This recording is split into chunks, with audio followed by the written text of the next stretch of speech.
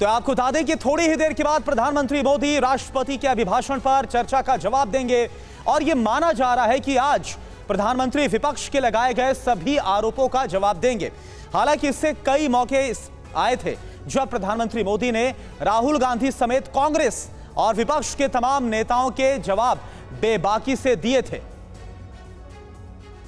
तो बड़ी खबर ये आपको बता दें, बस थोड़ी ही देर के बाद, जी हां थोड़ी ही देर के बाद प्रधानमंत्री नरेंद्र मोदी विपक्ष की तरफ से जो तमाम आरोप लगाए गए, खासतौर पर अडानी के मसले पर जिस तरह से लगातार विपक्ष हंगामा कर रहा, उस पर भी प्रधानमंत्री की तरफ से जवाब दिया जा सकता है। हालांकि राष्ट्रपति द्रौपदी मुर्मू के भाषण पर आज जवाब दिया जाएगा। कुछ ही देर के बाद, थोड़ी ही देर में लोकसभा में पीएम मोदी का संबोधन होगा।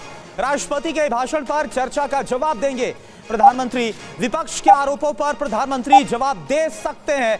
ये अपने खेत में 2000 मछलियां पाल के हर 6 महीने में 3 लाख तक कमा रहे हैं। आपको भी ये करना है, इनसे सीखना है तो फ्रीडम ऐप को अभी डाउनलोड कीजिए। और राहुल गांधी ने जिस तरह से अडानी को लेकर तमाम बड़े आरोप लगाए थे और नरेंद्र मोदी सरकार पर हमलावर हुए थे, तमाम सवाल जो उठाए गए थे, इन सब को लेकर जवाब दिया जा सकता है जब कुछ ही देर के बाद प्रधानमंत्री लोकसभा में बोलेंगे, जवाब देंगे।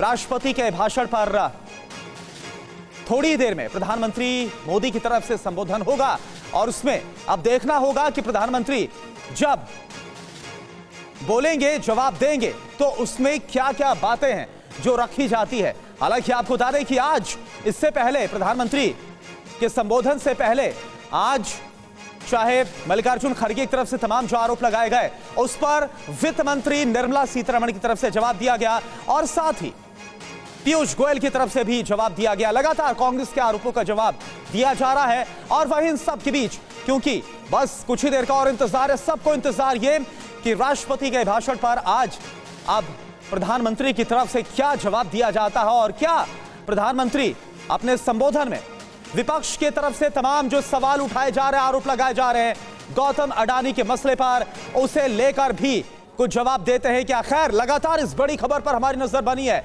लेकिन इन सब के बीच इससे पहले संसद में मल्लिकार्जुन खड़गे ने सरकार को घेरा तो पीयूष गोयल ने उन्हें जवाब दिया। ये कहा, एक व्यक्ति जिसकी संपत्ति 2.5 साल में 13 गुना बढ़ गई और 14 में 50,000 करोड़ की थी, 2019 में 1 लाख करोड़ रुपए की संपत्ति उसकी हो गई। अचानक ऐसा क्या हुआ, जादू कि 2 ही साल में 12 लाख करोड़ हो गए। ये कहा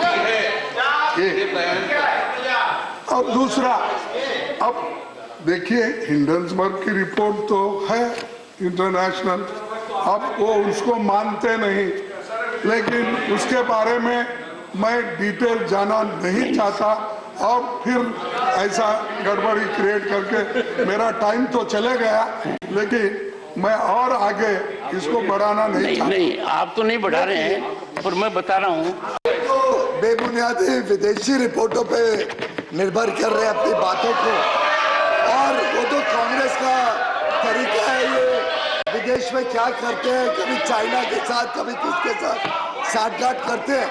मैं तो एक स्पष्ट बात रखना चाहता हूँ, इन्हीं के खुद के नेता जिनके कहने के बगैर ये कुछ नहीं करते, ऐसे नेता की संपत्ति तो पब्लिक डोमेन में, मेंबर ऑफ पार्लियामेंट के नाते वो पब्लिक डोमेन में डालते हैं।